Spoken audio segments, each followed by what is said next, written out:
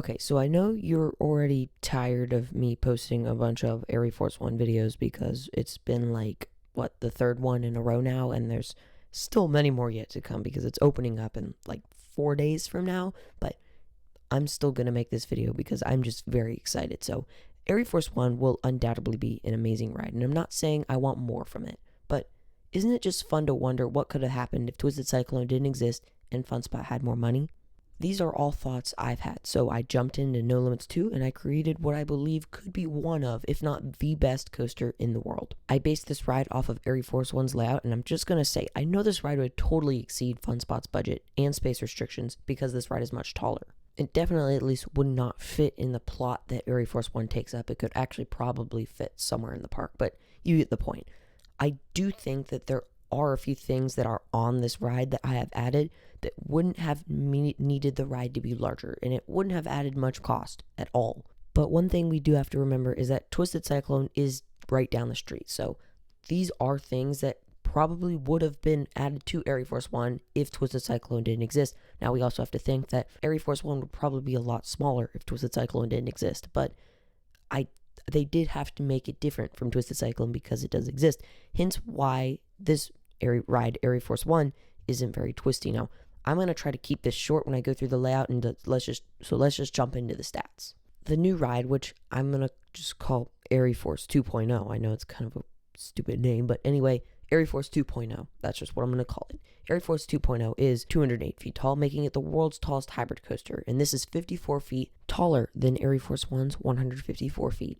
ArieForce 2.0 goes 78 miles per hour compared to ArieForce One's 64 miles per hour. ArieForce 2.0 is 4,647 feet long compared to ArieForce One's 3,400 feet. And ArieForce 2.0 has 5 inversions instead of ArieForce One's only 4 inversions. Starting off with the layout, I decided to keep the pre-lift the same. I just raised the station a few feet to give the hills a little bit of floater airtime. I raised the lift hill to 208 feet compared to the 154 feet and made it a launched lift hill. The launch pulls a solid 1.3 Gs and lasts about 2/3 of the way up the lift hill. It goes about 53 miles per hour and reaches that top speed about 2/3 of the way up the launch. The train will crest the lift hill going about 25 miles per hour.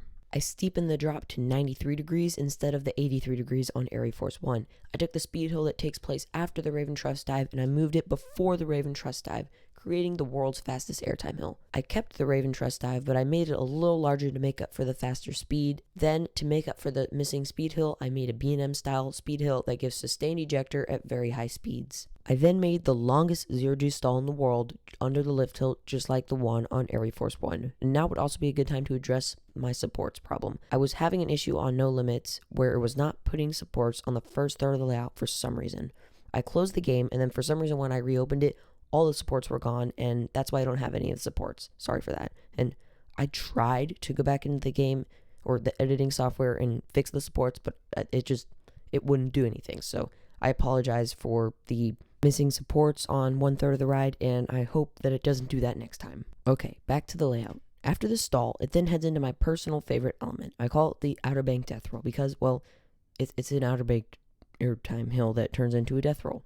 I saw some concept where it was like a step up underflip, but then the middle part where it's not inverted, it was basically an outer banked airtime hill, and I thought that was kind of weird, and I didn't really like how there wasn't much of the airtime, so I kind of took that, but then I made the first half of the element a outer banked airtime hill, and then I just took the second half of it into the death roll, and I think it turned out pretty well. I think this is something that would have been really cool for them to add to the ride. I don't know if there would have been enough room because this Outer Bank is significantly larger than the actual one, and it would have been nice, but another reason is because there already is like a downward zero-G roll on the 2 closest armsy eye boxes to ArieForce One, and those elements would be the second half of the reverse Cobra roll on Twisted Cyclone and the death roll on Iron Gwazi. Both of those are very similar elements to what this would be, this second half of the Outer Bank airtime hill, that Outer Bank death roll. So I think that could have been why they didn't do it, especially because Twisted Cyclone has it. Another reason is probably because they probably didn't know I might have been the first ones ever thought of something like this, or it just wouldn't have worked on the ride. So that could have also been a reason. After that, I kept the double up because, why not? And then I did have to add a trim brake because the next part of the ride is just a little too fast without it. So just ignore it if I didn't have that trip make, you'd basically die. I also kept the barrel roll over the arcade because it will probably be one of the best elements on ArieForce One, so I obviously kept it because there's not really anything else they could have done that's much better. Although one change that I did make to the barrel roll over the arcade is that it is twisting the other direction so that I can add the quick transition right after it that heads into a very intense low to the ground turn, basically like the one that is also on ArieForce One. I just moved it up a little bit. Now at this point in the layout is when I really started to change up what's going on compared to the actual ArieForce One, because ArieForce 2.0, which is this ride, as I said earlier, is a lot taller, so that means it needs to have a lot more length to burn off all of its speed. So this is where it really starts to change, and I added a lot more on to what would be behind the arcade. So after the really low to the ground turn, it heads into a quick transition that gives you a nice head chopper with an element yet to come. Then I tried to keep the fakey airtime, but it was originally just another turnaround that's really fast, but I tried to add the fakey airtime into it because I thought, it's going to be one of the better elements on the ride, so I think that I should have kept it. So it looks kind of weird because it was added into just a regular turn, but I think I did pretty good nonetheless, especially because, this is only like my 4th roller coaster in NoLimits, so if there's a few things that are like a little wonky, just note that I'm not a professional. I've done like 4 coasters in this game, so for what it is, I did it pretty quickly too, so I'm pretty happy with how this eventually turned out. But yes, the fakey airtime, though it is a little wonky, I think it does do pretty good with the whip. Now this is when I do begin the finale. It's kind of a long finale, but I do really like it. So it turns into a small ejector camelback that goes over what that previous transition was, and then it turns into a little quick turn that pulls some intense laterals. And then it heads into a triple down. The first hill just a regular hill, and then the next 2 are off axis. The finale then ends off with a slow roll that I know it needs a little more work on the heartlining, but I think it turned out pretty okay.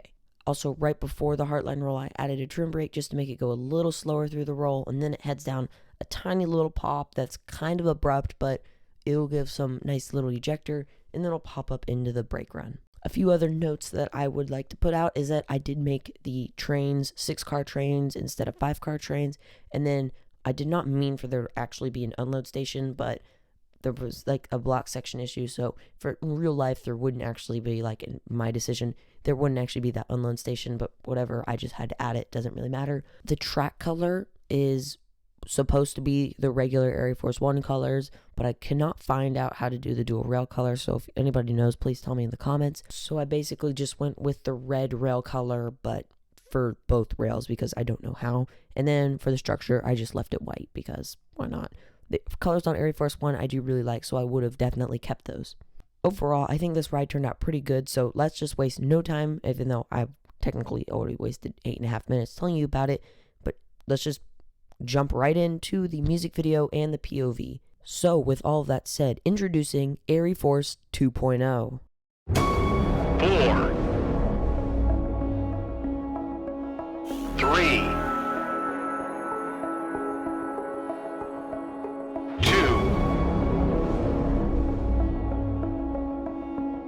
1,